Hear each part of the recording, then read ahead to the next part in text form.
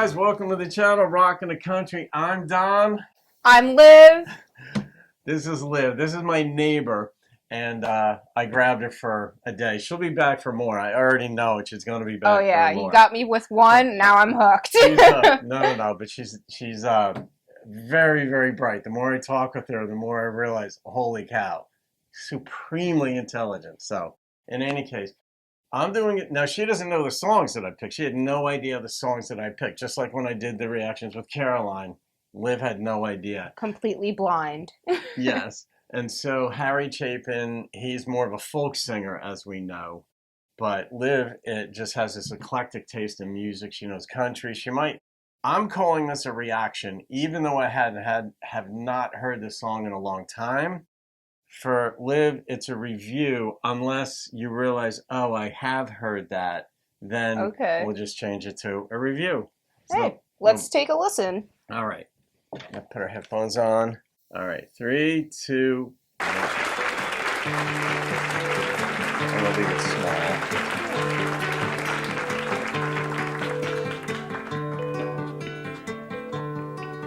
It was raining hard in Frisco.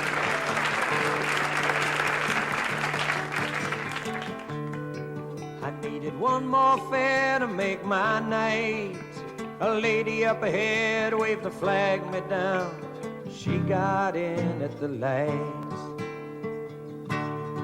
Oh, where you going to, my lady blue? It's a shame you ruined your gown in the rain. She just looked out the window. She said 16 Parkside Lane.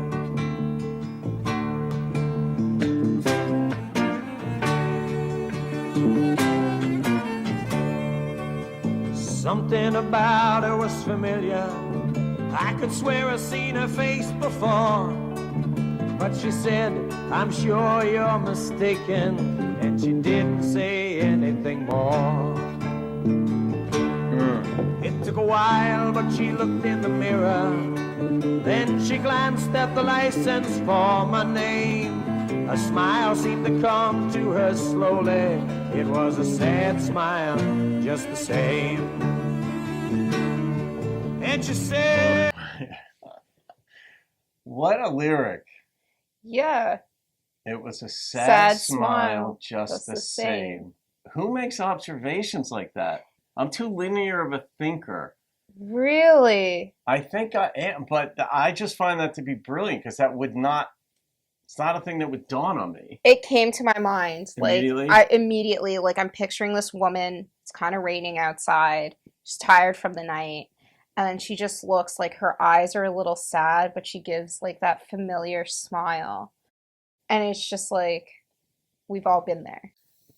Yes. And I just pictured this woman. I was like, was she defeated? Does she know him? Like, I have so many questions now. Yeah. Like, why that smile?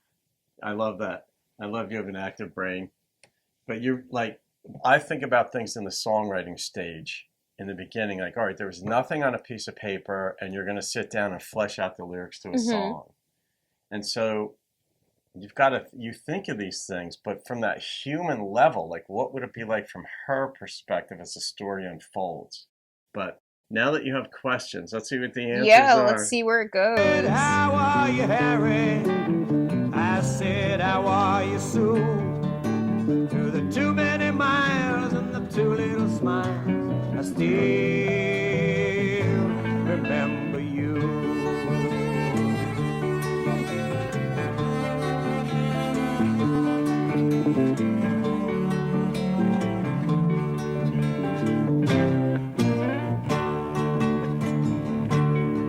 It was somewhere in a fairy tale.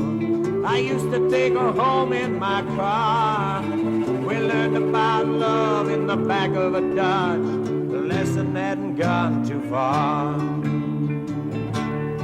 You see, she was gonna be an actress, and I was gonna learn to fly. She took off to find the footlights. I took off to find the sky.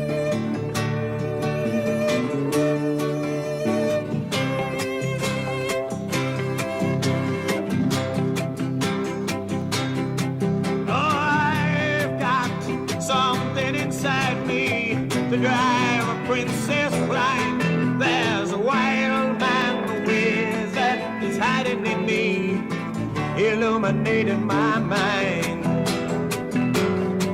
I've got something inside me, but it's not what my life's about. 'Cause I've been letting my outside tighten over till my time runs out.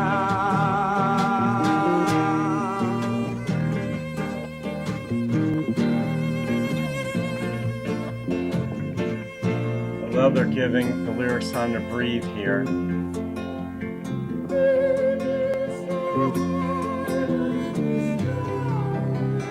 I did not expect I didn't either. that to be a man.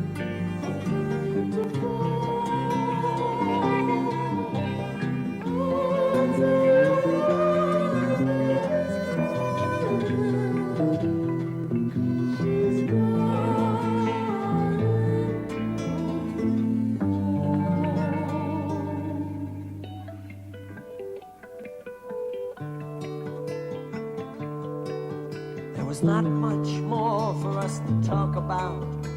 Whatever we had once was gone. So I turned my cab into the driveway, past the gate and the fine trim lawns. And she said, we must get together, but I knew it'd never be arranged. Then she handed me $20 for a $2.50 fare. She said, Harry, keep the change. Well, another man might have been angry, and another man might have been hurt, but another man never would let it go. I stashed the bill in my shirt. And she walked away in silence. It's strange how you never know. We'd both gotten what we'd asked for such a long, long time ago. Wow. You see, she was gonna be an actress, and I was gonna learn to fly. She took off to find the footlights, I took off for the sky. And here she's acting happy inside a handsome home. Wow. And me, I'm flying in my taxi, taking tips, getting stoned. I go flying so high when I'm stoned. Wow.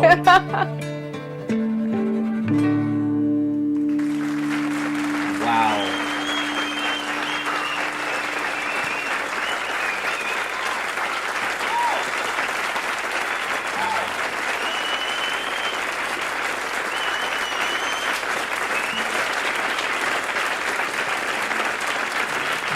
All right.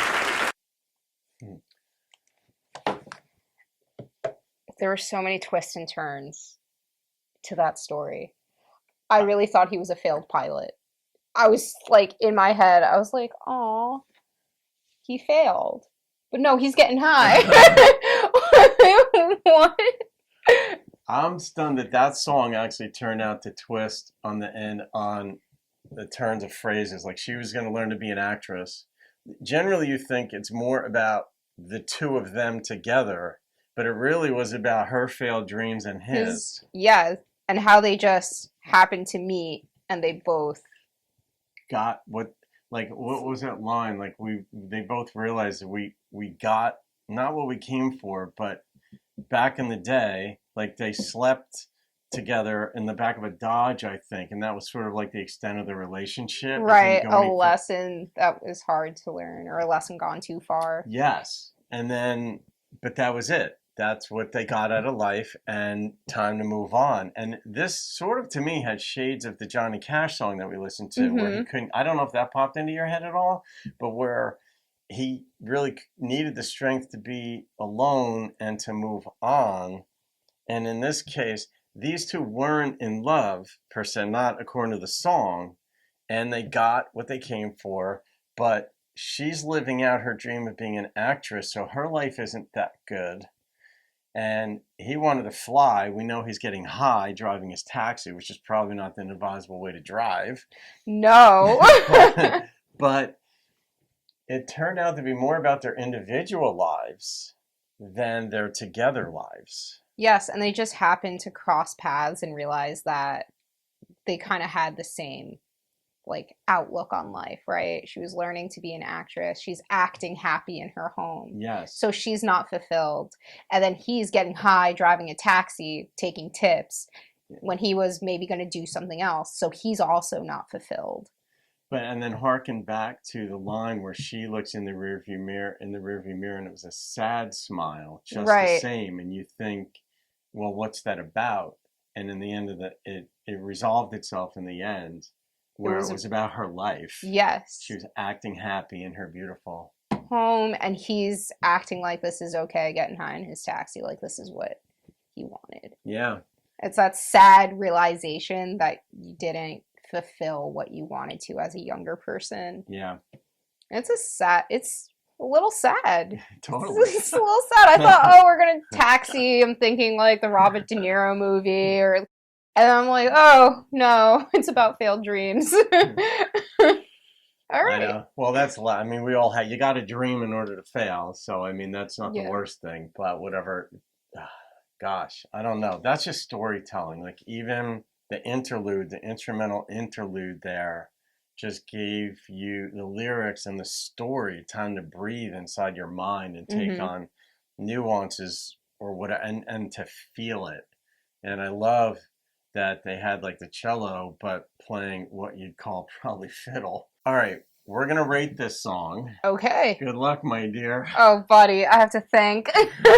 I have a number that pops into my head immediately when I hear when I realize I'm going to rate it, because during it I'm so enthralled with the song and dissecting and analyzing and such and reflecting, and sometimes they have shades of my own life and I'm just drawn in. I always forget I'm going to rate the song until I'm ready to say bye-bye.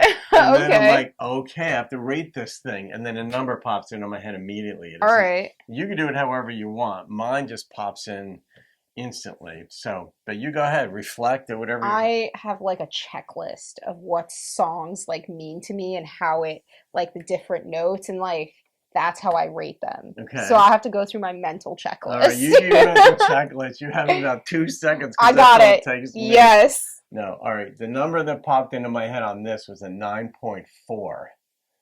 I don't even know what kept it from going higher, but that's what blasted into my mind. I, like you, was surprised at that male backing vocalist. Yes. I was surprised they brought in a backing vocalist at all. I kind of enjoyed it though. It made it too. More realistic. Like I was watching a movie as a man is singing to me the story.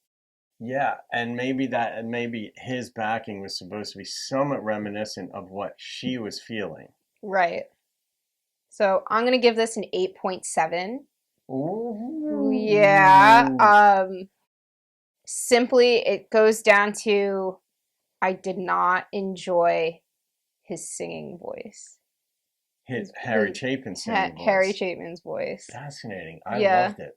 I loved his guitar plucking. I loved the backing vocalist. I loved the cello. I loved his storytelling.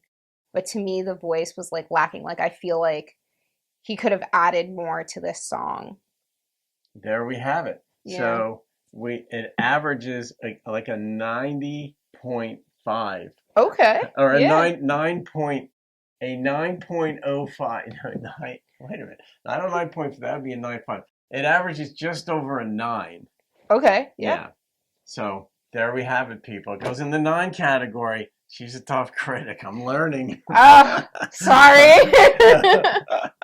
No, I told you she's smart, though. She sees things on multiple levels. I love those sorts of intelligences that I don't necessarily... I have my own version. I have my own intelligences, if you want to call it that. And, of course, Liv has hers. And I'm discovering them on camera with you guys. There we have it. All right, guys. That'll do it for this one. Have a great day. I'll see you on another video. And keep rocking the country. Woo! There you go. Oh, yeah. Did I tell you she's a metal fan?